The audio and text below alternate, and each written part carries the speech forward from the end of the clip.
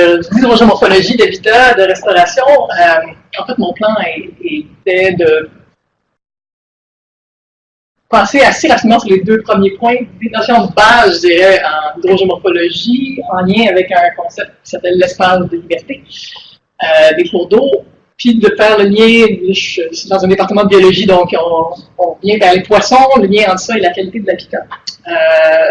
Mais de passer peut-être le plus clair de mon temps aujourd'hui sur le troisième volet, la restauration des cours d'eau, oui, mais de l'importance de l'intégration des connaissances hydrogéomorphologiques en écologie des systèmes nautiques. C'est vraiment un côté un peu éditorial à la présentation, parce que je pense qu'on est à un point tournant où il faut qu'il y ait une meilleure collaboration, une meilleure intégration de ces concepts-là. Ça se trouve même au niveau du bac, en fait, en biologie. Et vous allez voir un peu de quoi ça retourne. La première partie, donc, ma science, mon hydrogéomorphologie, c'est la science qui regarde la dynamique naturelle des cours d'eau. Puisque je résume souvent dans ma présentation en très, très succinctement 2 points, que les méandres migrent latéralement, qui semble quelque chose d'évident pour nous, mais c'est fou comment c'est mal intégré dans la gestion de nos rivières. Donc, on le voit très bien quand on n'est pas intervenu, on voit les anciens tracés, puis ça se comprend d'un point de vue physique très facilement aussi par ce qu'on appelle un écoulement en spirale hélicoïdal. Donc, les sédiments sont arrachés sur la berge externe, transportés vers la berge interne. Donc, dans le temps, ce méandre-là migre vers votre droite. Ils sont assez prévisibles. Il y a ça d'une part. Et d'autre part, il y a que les rivières débordent de leur lit régulièrement. Ça semble aussi une évidence pour la plupart d'entre nous ici, mais encore là, voilà de toute surprise quand les rivières sortent de leur lit. En moyenne, on atteint le niveau plein bord. Quand je suis dans les pleins d'eau, à chaque 1 an et demi, 2 ans. Très fréquemment, ça déborde au-delà de ça, dans ce qui s'appelle avec justesse une pleine inondation, où il y a beaucoup d'habitations généralement, c'est là qu'il y a toutes sortes de problèmes. Donc, ce sont vraiment les deux phénomènes à la base de l'hydrogéomorphologie. Et ça veut dire que quand on parle d'érosion de berge, de crue, ce sont des processus naturels. On ne peut pas dire à chaque fois qu'il y a une berge qui s'érode, donc que c'est un problème, puis qu'il faut intervenir et les contrôler. Et en fait, plus ça va, plus dans la science de l'écologie, l'érosion de berge, c'est vu comme une vertu, un attribut désirable des rivières qui apporte beaucoup en termes d'hétérogénéité d'habitat notamment. Donc, l'érosion de berge, les crues, c'est un problème seulement quand il y a un développement urbain ou agricole qui contraint l'espace à l'eau cours d'eau. C'est souvent le cas. Et de plus en plus, on regarde la restauration des cours d'eau en termes de processus et non pas de forme. Donc, c'est un article assez marquant de 2010 qu'il faut changer de paradigme. Ça ne sert à rien de reconstituer des formes. Ce qu'il faut, c'est permettre à la rivière de reprendre ses processus naturels d'érosion, donc, et d'inondation. Et c'était donc ces idées-là qui étaient à la base de ce qu'on a appelé l'espace de liberté. On ne l'a pas du tout inventé, ce terme-là, il est trans, mais on l'a adapté au Québec. Parce qu'en France, c'était vraiment axé principalement sur la mobilité au départ. Nous, on a appelé cet espace-là, en fait, la somme de 2 espaces, cette mobilité, dans les rivières latéralement, mais aussi l'espace d'inondabilité. Donc, en temps normal, la rivière occupe ce qu'on appelle mineur. De temps en temps, il y a des crues, un lit moyen, puis plus exceptionnellement, il peut y avoir des crues majeures, comme on a vu en 2011 en Richelieu, par exemple, au Québec. On a rajouté à ça les milieux humides riverains, parce qu'on les considère qu'ils font partie d'un espace d'intégrité. Il y a un rôle hydrologique, mais aussi écologique très important. Donc ça, c'était un projet qui a été financé de 2011 à 2013 par Ouranos, donc un consortium en changement climatique, qui était donc, il y avait un accès un volet changement climatique. Je mentionnais que c'était avec 2 collègues, là, Thomas Buffin-Bélanger de l'Université du Québec à Rimouski, qui est aussi hydrogéomorphologue, et Marie Larocque de l'UQAM, qui est hydrogéologue.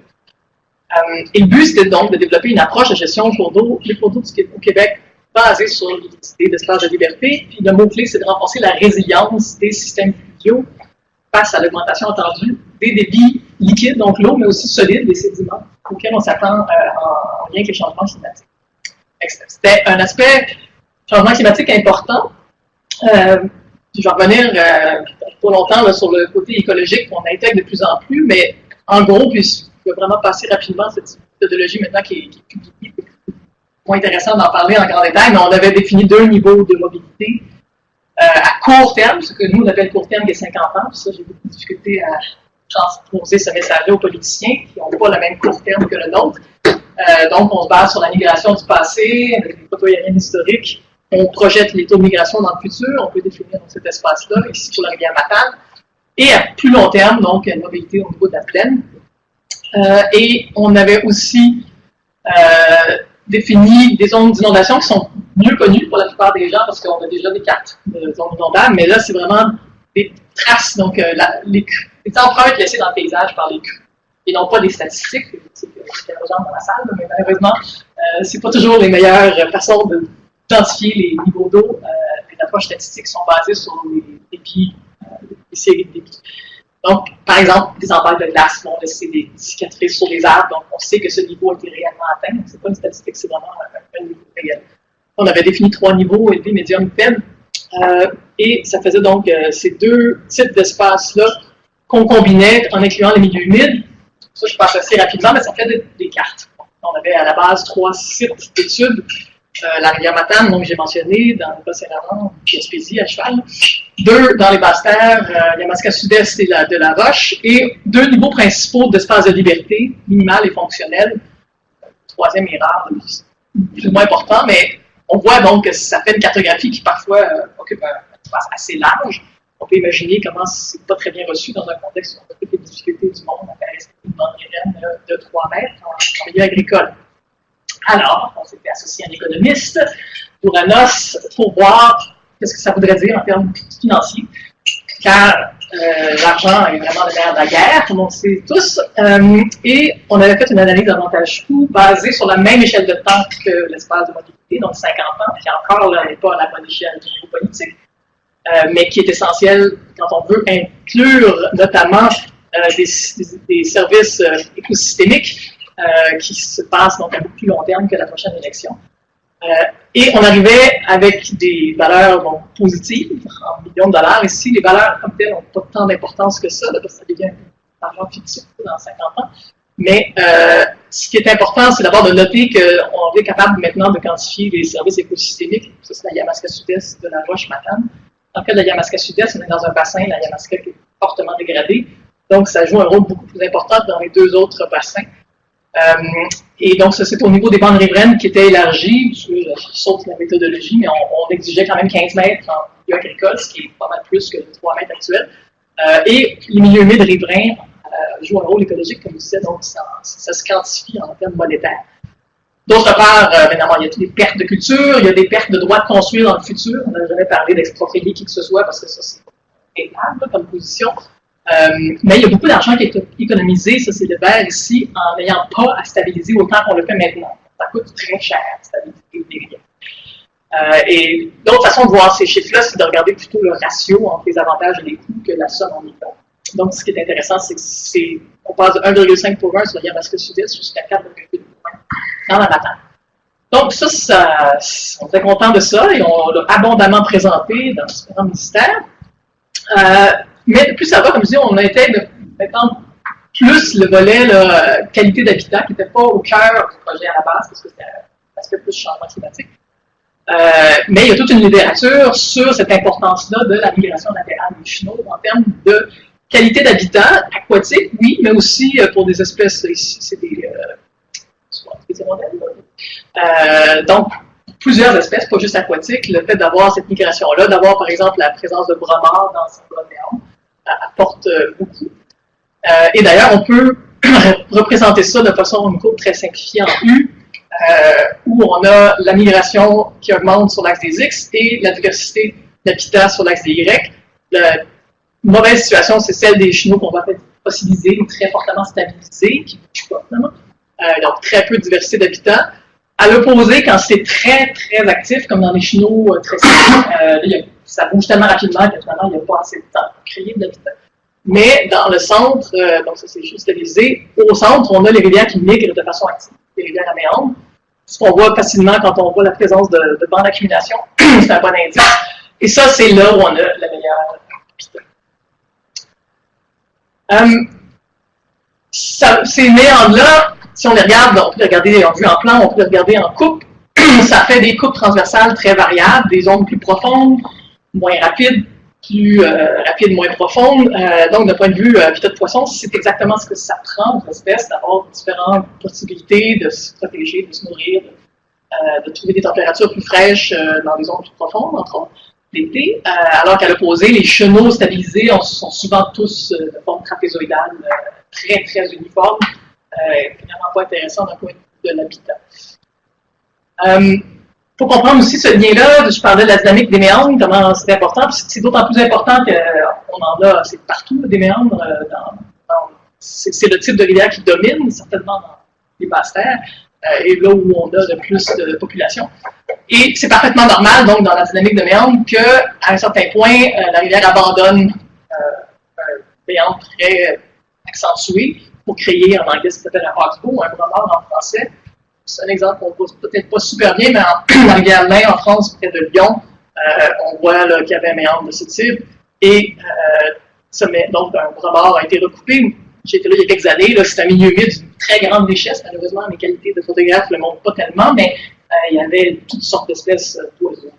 C'est vraiment des milieux extrêmement riches, donc c'est important qu'on permette cette dynamique d'opérer, mais on l'empêche très souvent parce que c'est embêtant, notamment d'avoir des grains qui bougent. Ici, on a l'exemple de Yamaska Sud-Est, donc la photo 1950. En bleu, le parcours de 2009 et en rouge, les zones stabilisées.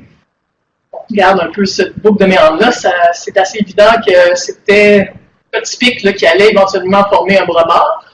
Ça, c'est la photo donc en 1950 ici. 1979, c'est en train de se produire, le recoupement, qu'on appelle une avulsion. Mais ça a été complètement remblayé, stabilisé, donc ça ne s'est pas produit. Donc, tout ça qui aurait été un milieu humide riverain très riche ne l'est pas devenu par une intervention humaine. Au même titre que plus en aval, on a remblayé pour des fins agricoles, donc on perd encore là un milieu humide. Donc c'est très fréquent qu'on veuille empêcher cette mobilité.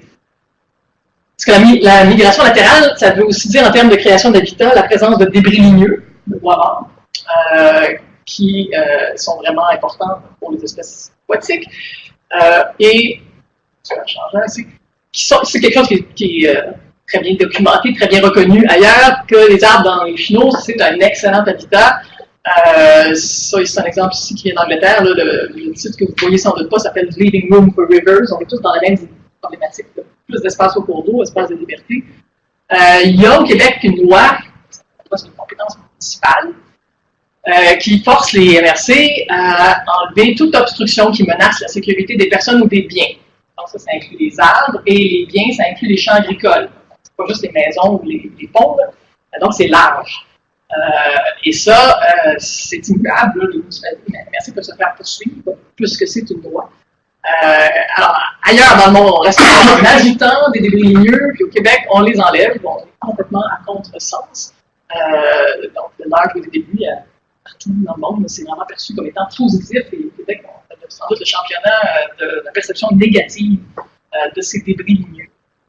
Et c'est dommage parce qu'on le sait, c'est encore bien documenté dans la science que ces branches-là vont capter des sédiments, ce qui a un rôle intéressant, mais aussi la matière organique, ça c'est la nature de l'espèce. Et tout le monde qui s'est promené dans une rivière l'a très bien vu, là où il y a des branches, sont assez évidentes en corrélation. Et ça, c'est une étude en Californie, là, beaucoup de bois est enlevé du cours d'eau par erreur en raison de la perception erronée de leur rôle dans les cours d'eau. Effectivement, mes collègues de UBC aussi ont plus récemment souligné à grands traits la méconnaissance des bénéfices apportés par la présence d'arbres dans les cours d'eau. Souvent, je ne sais pas combien de fois on m'a sorti ça, et les ingénieurs inclus, que ça déstabilisait le système, mais quand on augmente la rugosité du chenal par la présence de bois, ben, ça décroît l'énergie qui est disponible pour transporter les sédiments, et pour éroder le lit et les berges, donc ça résulte en une plus grande stabilité du lit et des berges. C'est-à-dire que là où l'arbre est tombé, autour, il va y avoir de l'érosion, mais si on regarde à grande échelle, c'est un effet stabilisant, contrairement à ce qui est perçu par la plupart des gens qui habitent certainement dans ces proches de ces cours d'eau-là. Même chose en Angleterre, présence de débris ligneux, c'est de plus en plus considéré comme une forme peu coûteuse de restauration des cours d'eau, comme un mode aussi de protection contre les crues. Alors qu'on entend très souvent en discours que vraiment ça crée des problèmes d'inondation. Donc il y a vraiment un problème de méconnaissance et de perception dans ce monde. Ça, c'était qualitatif. On a essayé de quantifier cette relation-là entre la mobilité et les habitats. On l'avait fait sur la rivière Yamaska Sud-Est, donc qui était un des 3 sites qu'on étudiait pour le projet Espace de liberté, pour essayer de déterminer l'impact aussi d'intervention humaine sur cette relation-là. C'est avec Guénel Chauny, qui était à l'époque étudiant en endométrise, qui est maintenant professionnel de recherche dans mon laboratoire. Là, je ne vais pas parler de ça en grand détail, mais je sais que cette figure-là est assez rébarbative. L'idée, c'était juste de prendre la rivière, donc il y avait quelque chose comme 54 km de cours d'eau tronçonnés en segments homogènes, pour lesquels on avait des mesures de mobilité, et on regardait 3 types d'habitats, des bancs d'accumulation, des bras-barres, donc l'ancien bras de méandre, et des débris ligneux. Et ce qu'on peut regarder de façon qualitative, c'est voir l'association entre mobilité, donc plus on va vers le brun foncé et le cercle gros, plus c'est mobile, et les autres types d'habitats, il y a des secteurs où c'est assez clair que fortement corrélé avec les 3 types d'habitats, d'autres secteurs où c'est plus avec certains types, des bancs dans ce cas-ci, ou la présence de bras-barres par ailleurs, mais il y avait réellement cette relation-là, puis on l'a quantifié, là, je passe un peu rapidement sur les détails, mais créer un indice de mobilité avec un indice d'habitat, ces 3 types d'habitats-là. Quand on prend tous les points en considération, ça reste statistiquement significatif, là, mais la relation est moins forte, la ligne pleine ici. Quand on enlève ces 2 points-là, je sais que c'est pas toujours légal de faire ça, mais il y a une raison, on a une relation plus forte. Ici, on a 2 cas où on a une forte mobilité, mais pas beaucoup d'habitat. Puis quand on creuse un peu, on regarde ce qui se passait là, si je change la diapo pour fonctionner, c'était des cas où il y avait beaucoup d'interventions humaines, notamment ici parce qu'il y avait une voie ferrée mal placée, comme c'est souvent le cas, là, très très proche de la rivière, qui force à constamment intervenir, à stabiliser, donc partout en rouge, il y a une stabilité. Là, on empêche dans la formation. Il y avait une explication d'intervention humaine pour ces 2 points-là. Bon, ça c'était très rapidement la partie connaissance générale, un peu présenter quelques projets, mais là j'en rentre dans la partie plus éditoriale, qui vise la restauration de cours d'eau, puis d'essayer de vous convaincre de l'importance d'une meilleure intégration des connaissances hydrogéomorphologiques en écologie des systèmes nautiques.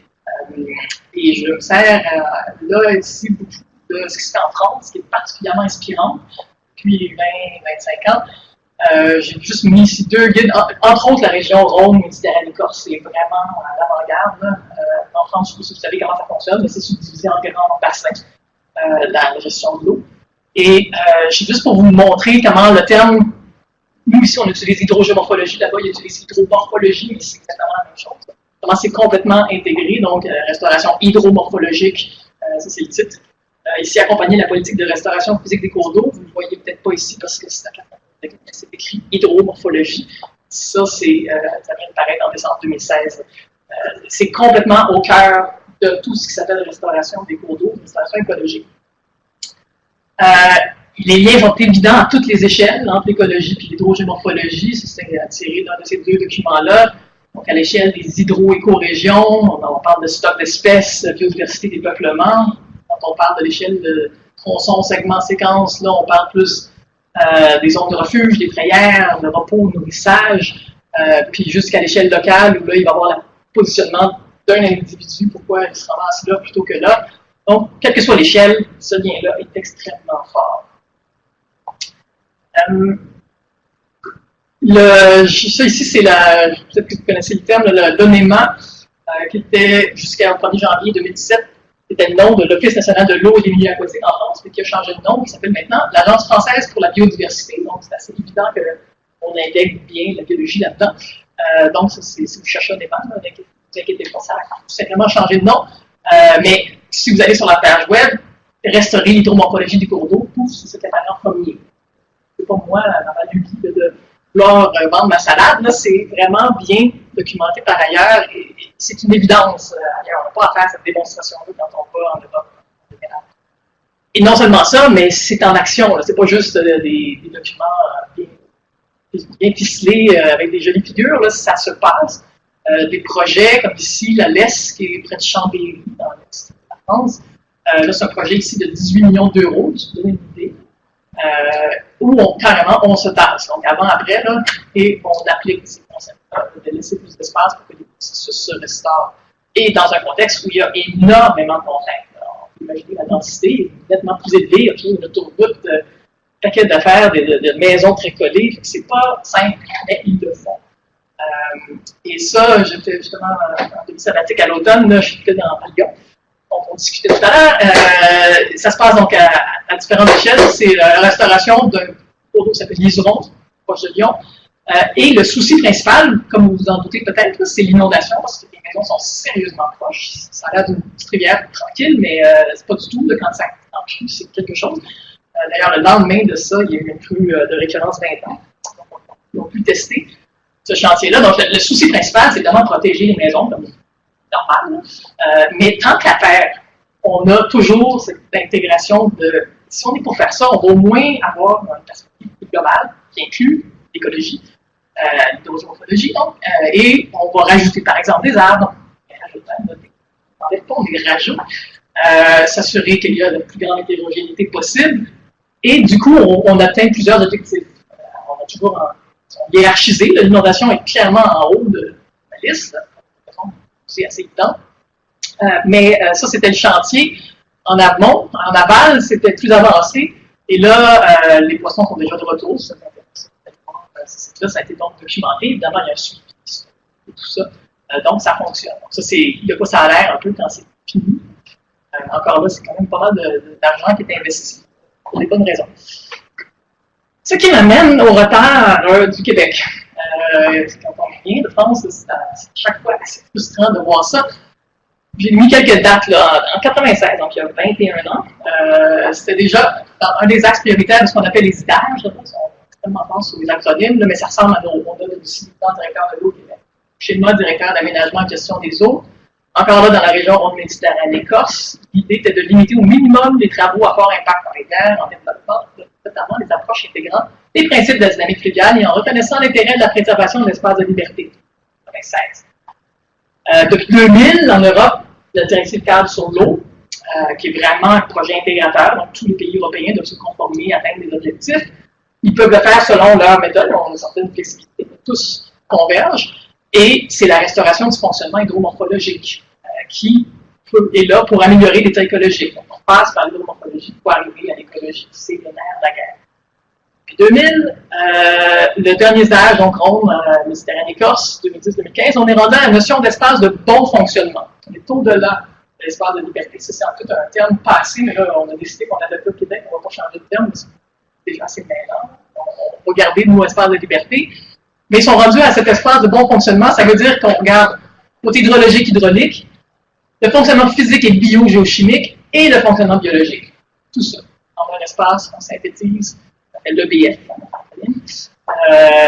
Et donc, c'est quelque chose que chaque projet qu'ils font maintenant doit venir se rencontrer. Il peut y avoir un problème de crue, d'érosion, mais on doit considérer l'espace de bon fonctionnement. Inspirant. Nous, au Québec, donc je parle d'un retard, le terme espace de liberté n'existait pas dans le vocabulaire au Québec avant notre projet. Au moins, ce terme-là est intégré. Donc, de plus en plus, on voit dans des documents provinciaux, fédéraux, espace de liberté apparaît de temps en temps. Dans les OBV aussi, des compagnies comme à l'époque qui participaient au projet, le ministère de l'Environnement. Donc, bon, ça c'est déjà un pas dans la bonne direction d'intégrer le terme. Mais, et là, c'est dans mon éditorial, il y a vraiment un problème au niveau des connaissances hydrogéomorphologiques qui sont très mal comprises encore par les gens responsables de la gestion des cours d'eau, qui sont principalement les ingénieurs. Au Québec, ce sont les seuls autorisés à intervenir dans les cours d'eau, mais c'est suivi un peu de formation. Génie civil, zéro hydrogéomorphologie. Géobiologie non plus. Hein. Oui, non. Parce que nous, on a à Concordia un génie qui s'appelle environnemental, zéro biologie. On va en parler, mais bon, c'est pas ça mon but. Alors, c'est les ingénieurs qui doivent intervenir. La perception des rivières pour les ingénieurs n'est pas tout à fait la même que celle des hydrogéomorphologues. Je fais exprès de mettre des cas extrêmes. Là. Et quand on donne un mandat à des ingénieurs de stabiliser, ils stabilisent. Et pas qu'à moitié. Là. Ça fait des exemples comme ça, et qui sont récents. On ne parle pas des années 60, là, dans les années 2000. Donc, et Et là, je n'ai même pas mis les prix, je ne sais pas si ça me décourage, on parle de millions de dollars, ce que je l'ai dit tout à l'heure dans l'étude. C'est très cher. On parle dans ce cas-ci, celui-là, c'est 4 000 $ du mètre. Quand on fait ça sur 600 mètres, 700, 800 mètres, peut-être un calcul, là, vous allez voir, beaucoup d'argent public. Bon, il y a les ingénieurs, et ensuite il y a les biologistes, principalement très impliqués là, dans la restauration des cours d'eau, avec, à moins qu'il y ait quelque chose qui a changé dernièrement, aucune formation requise, en tout cas, en hydrogéomorphologie, qui peut être prise en cours au choix, j'imagine, mais pas dans les bacs, dans le curriculum. Là, on a ce problème de communication. Le langage des ingénieurs n'est absolument pas compris par les biologistes et vice-versa. Dès qu'un ingénieur sort d'une équation de Manning, peu importe, oups, le biologiste se dit ah, je ne connais rien, donc je présume que c'est bon. Puis, les ingénieurs, de toute façon, ont souvent regardé les biologistes peut-être un peu de haut, pas trop s'en soucier, alors que les hydrogéomorphologues parlent les deux langages. On serait capable de faire ce lien-là. Mon exemple est assez clair. Là, je travaille à peu près autant avec des ingénieurs que des biologistes, mais mais on peut permettre cette meilleure communication-là par cette formation. Là, je vais revenir à ces implications de ce problème de manque de connaissances. On parle de restauration pour l'habitat, les recommandations. Je parle en ce moment, c'est un guide de pêche océan, Montjoly, sur l'onde de Fontaine, 2012, donc décembre. Et j'ai pris quelques sections de ces guides-là. Là. Une des sections, se parle du nettoyage. Nettoyage des cours d'eau afin d'améliorer l'habitat de l'onde de Fontaine. C'est une activité répandue au Québec qui consiste principalement à enlever une partie de la végétation des brèmes, les débris ligneux, des emballages de bois ou d'anciens barrages de castors qui contribuent à diminuer la qualité générale de l'habitat de l'onde de Fontaine. Ça, c'est ce qui est écrit avec pas de référence. D'ailleurs, il n'y a pas de référence. C'est un rapport technique de pêche océan 2012, 0 référence. Je pense que je n'en dirai pas plus, on pourra en discuter après. J'ai un peu discuté à comprendre comment on accepte ça en sciences, mais bon. Et ça, c'est affirmé, comme si ça tombait sous le sens, ça va de soi. Et la Fondation de la Faune du Québec, qui finance les projets de restauration, a un document du juillet 2015 qui n'a pas beaucoup de références, mais il y en a une, et c'est à ce rapport-là de pêche océan. Et là, le financement des projets est attribué en fonction des résultats attendus, par exemple, nombre de mètres de cours d'eau nettoyés, nombre de barrages de castors ou d'emballages démantelés, nombre de seuils, de déflecteurs, d'abris ou de frayères aménagées. Parlant d'argent, ça compte. Alors, ce sont quelques exemples des projets de restauration qui est mis entre guillemets, parce que pour en débattre, suivre ces recommandations. Donc, ça, c'est avant, on a une couche ici. Après, supposément, ça n'allait pas pour les poissons ou pour les espèces. L'onde de Fontaine, principalement, ça, c'est mieux. On vient de soumettre un article avec Thomas Dufresne-Bélanger pour mon étudiant de doctorat Simon Massé. C'est quand même, le contraste c'est saisissant, parce qu'en même temps, en 2012, il y a eu un rapport dans l'État de Washington de recommandations pour l'habitat de poissons. Alors ça, c'est pêche océan avant, après. C'est Washington avant, après. Trouvez l'erreur. On ne peut pas être plus à l'opposé. Puis dans le rapport de l'État de Washington, il y a quelque chose comme 800 références. Et le cœur du rapport, c'est la géomorphologie fluviale. Alors que le mot géomorphologie fluviale n'est pas mentionné du tout dans le rapport de pêche océan, ça n'existait pas. Bon, toujours le même rapport technique, pas de référence. Le démantèlement des barrages de castors ou d'emballages de bois importants doit être réalisé de façon progressive pour éviter une évacuation trop rapide des eaux emmagasinées à l'amont. Sous-entendu, ça va de soi qu'il faut les démanteler. Là. On est rendu à discuter de comment le faire, mais pas à discuter de la pertinence de le faire ou pas. Donc, on restaure, suivant ces recommandations-là. Ça, c'est l'OPB du Saguenay 2015, qui n'a pas beaucoup de références, mais qui cite ce rapport de pêche océan. Alors, les gens bénévoles, tout enthousiastes, vont démanteler des barrages de castors. Que dit la science sur les barrages de castors? Ben, en général, c'est plutôt perçu positivement par les biologistes. La biodiversité est accrue, l'habitat est plus hétérogène. Et est-ce que c'est vraiment quelque chose qui empêche le mouvement des truites? Ben non, pas vraiment. Là. La biodiversité augmentée en présence de barrages de castors. Conserver les barrages de castors peut aider à maintenir un habitat fluvial, aquatique ou dans les rivières à faible gradient. Nos résultats reflètent les préoccupations en grande partie spéculatives sur les barrages de castors qui agiraient comme une barrière, conditionnels comme une barrière à la migration. Ça, c'est la science. Il y a même une étude que j'aime beaucoup parce qu'il y a beaucoup de méta-analyses qui existent, mais celle-là, je l'aime parce qu'elle a une partie qui regarde les résultats selon que c'est basé sur des données ou que c'est spéculatif. Ici, la barrière pour la migration, 78% spéculatif.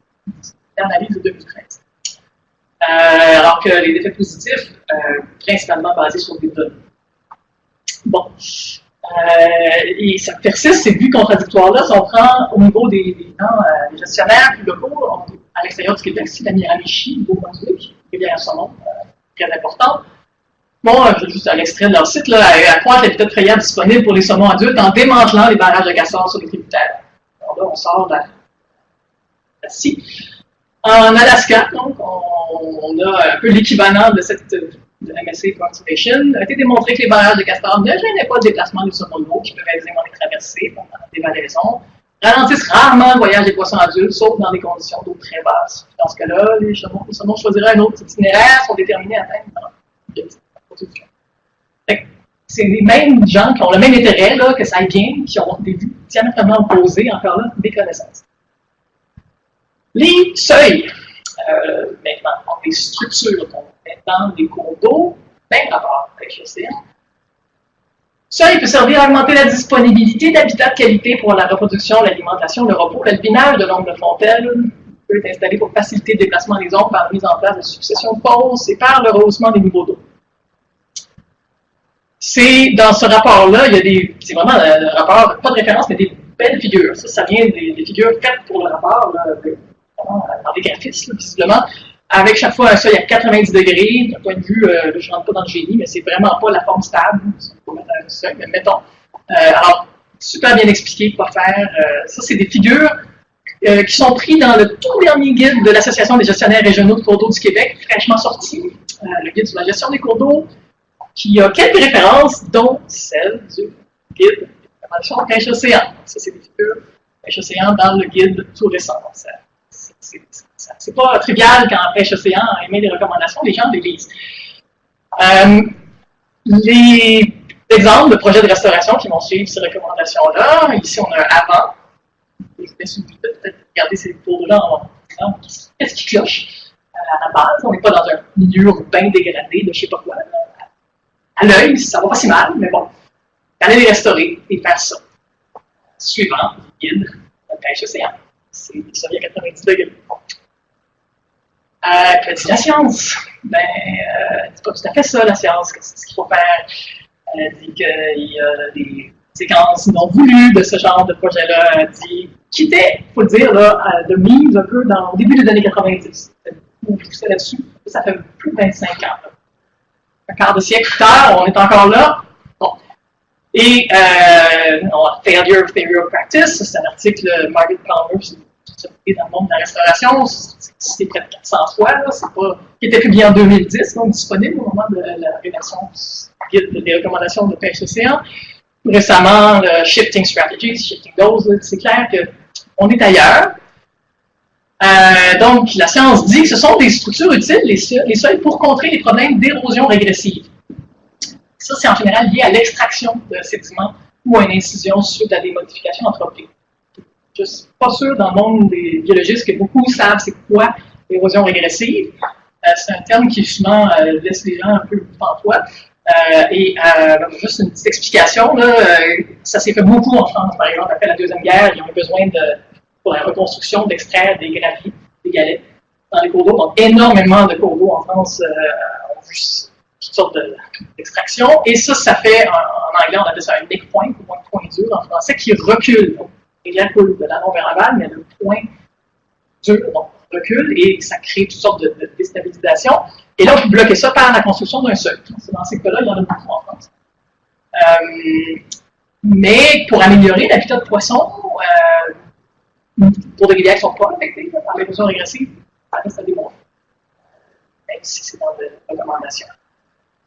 Alors, on voit des exemples. Par exemple, j'ai participé de la restauration des sources jaune sur les Waro, c'est dans la Naudière, faite avec la CARAC et l'organisme de bassin versant, à l'époque le MRNF, c'est le F là, qui s'est placé dans le MFP. Donc, ça a été quoi, ça? Ça a été en 2007, en bref, 2 seuils. Maintenant, on est arrivé à Waro, près de Crabtree, je sais pas si c'est là, mais c'est 80 mètres, c'est quand même pas de la part sur des seuils dans un temps comme ça. Donc, à peu près l'année après, était détruit, il est encore en train de se démolir. Donc, on voit quel genre d'intervention on rencontre avec la machinerie. Il y avait 3 nouvelles frayères aménagées dans ce cas-là. Il y a eu un suivi des biologistes du BEF, changé de ministère depuis, mais pas des surgeons jaunes utilisent les frayères aménagées. Et ça a coûté de nos taxes à tous plus de 400 000 $, puis si on rajoute les suivis, je dirais plus, on est autour d'un demi-million de dollars. Nous, on a eu un projet encore en cours, justement, avec un étudiant qui est basé en biologie à Concordia, où on a pris un modèle numérique 3D pour modéliser l'écoulement pendant les conditions de frais, ça c'est au mois de mai. En modélisation, on peut faire ce qu'on veut, on peut regarder, OK, il y a la bathymétrie avec les seuils, on peut les enlever virtuellement, ces seuils-là, tester ce qu'on veut. Et ce qu'on voit, c'est que les 2 frayères aménagées qui sont à Mont-Aval ici, alors que l'autre ici est une frayère traditionnelle, donc utilisée, elle, par les esturgeons, leur vitesse, avec ou sans seuil, était trop élevée. Ça, c'est la zone en gris, ça vient d'une méta-analyse que l'étudiant a complétée sur l'esturgeon jaune. Donc, en partant, ça allait mal, c'était conçu l'emploi de la vitesse était trop élevée, alors que ça allait très bien pour la frayère de l'île, effectivement, l'esturgeon jaune l'utilise. Donc, évidemment, c'est un échec, cette histoire-là. Les seuils ne tiennent pas, ça ne sert à rien, les frayères ne sont pas utilisées. Moi, j'appelle ça un échec. Mais si vous allez sur le site de la compagnie Environnement d'Antique qui a fait le projet, c'est pas du tout un échec, tout va bien. D'ailleurs, ça c'est extrait de leur site, c'est facile à lire. Ce projet a permis d'aménager plus de 4 000 mètres carrés de frayères pour les esturgeons jaunes, plus de 15 700 pour toutes sortes d'autres espèces. Tout va bien. Vous allez là aujourd'hui, puis vous pouvez même, si je fais même une musique qui vous accompagnera, là, si vous y allez. Tout à l'heure, ça marche encore. Mais c'est de tous côtés, là. On va sur ce site-là en disant, c'est ça qu'il faut faire.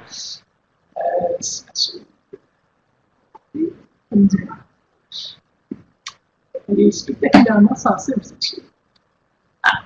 Alors, donc, on a des belles images, des seuils, habitat Waro, on voit la machinerie qui est utilisée ici. Ah non, vous ne la voyez pas du tout, hein? C'est moi qui la vois. Tu peux juste transférer l'onglet. Ouais, c'est trop compliqué. Ah, en tout cas, il y a une belle musique. Vous verrez si ça vous intéresse sur le. Je vais vous le montrer, mais vous allez sur le site, là, ça paraît extraordinaire, puis tout va bien. Et si on a tout critiqué pour dire, mais c'est un échec, c'est un des plus mauvais projets que j'ai vu, en termes d'investissement d'argent et pas de résultats du tout, ben là, on se fait varloper. On se fait courir le biologiste du ministère qui est en charge, qui est fait fâcher quelque chose de critiquer le projet en question, et qui m'indique spécifiquement, ce qui concerne les seuils, ben, ce sont des structures communément utilisées en tant qu'aménagement pour le poisson. En particulier, pour le projet Waro, les 2 seuils ont été conçus pour maintenir des conditions adéquates durant la période de reproduction des esturgeons, ainsi que pour atténuer les effets négatifs induits par la gestion du barrage situé en amont, barrage qui existe depuis à peu près un siècle. Il n'y a pas eu de changement là. Si les esturgeons vont mal, ça ne peut pas être le barrage, vraiment. Mais bon, ça, c'est ce qu'on me dit. Quand on lit les rapports, ce que j'ai fait sur ce projet-là, puis qu'on lit les critères de conception, donc les ingénieurs, la restauration des frayères sera faite à partir de seuils en enrochement, en fouillement, qui soutiendront des rendets de substrat. Les premiers assureront la stabilité des aménagements et serviront de mesure de protection contre l'érosion régressive. L'importance de l'érosion régressive. Les seconds formeront des habitats d'accueil. Zéro mention dans ce rapport-là des conditions adéquates durant la période de reproduction. Zéro mention des effets négatifs du barrage dans les critères de conception. Et clairement, ingénieurs biologistes ne se parlaient pas, ne se comprenaient pas, parce que ce qu'on me dit qui vient du biologiste n'a rien à voir avec ce qui était écrit dans les rapports des ingénieurs. Et il n'y a aucune érosion régressive, c'est zéro. Les ingénieurs, on peut dire, ne sont pas parler, c'est une invention.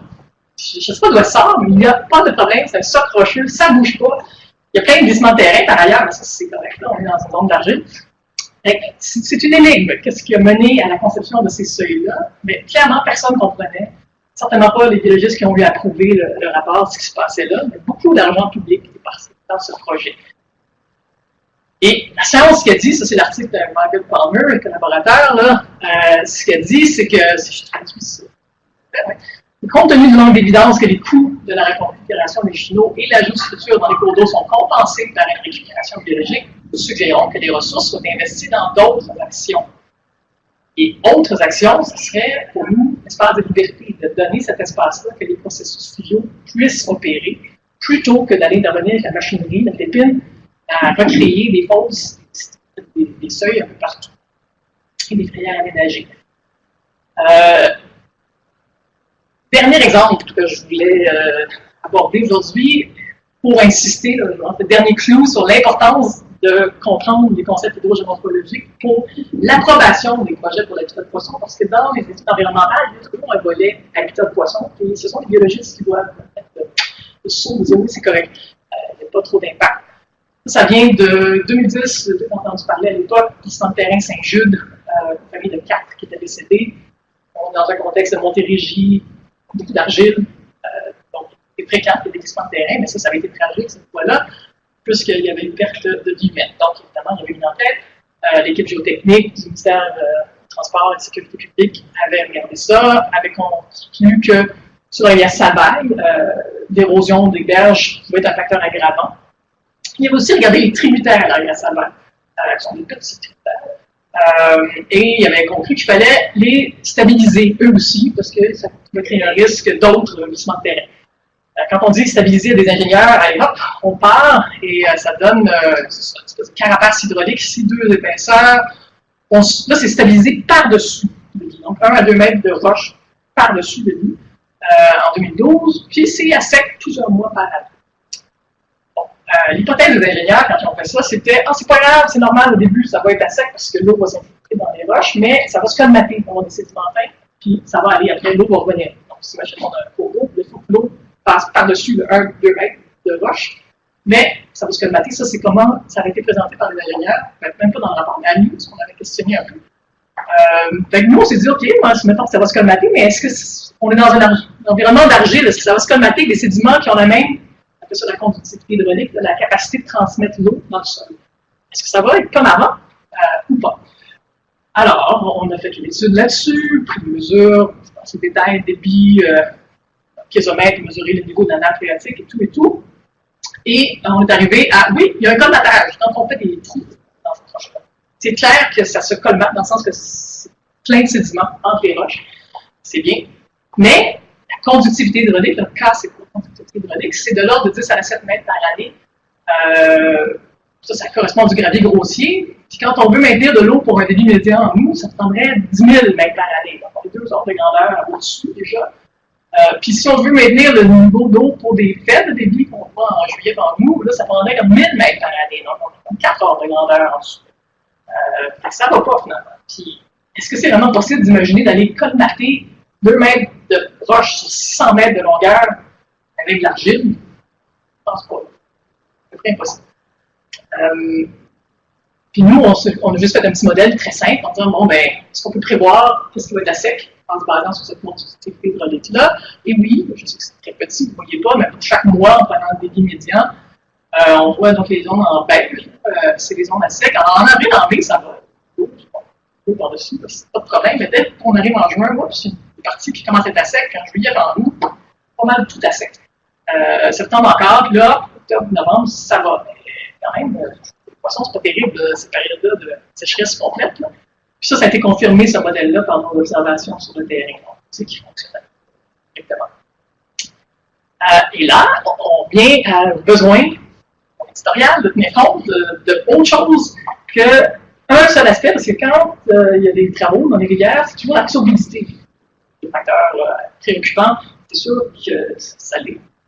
Beaucoup d'espèces, donc, mais on ne tient pas compte de la conductivité hydraulique.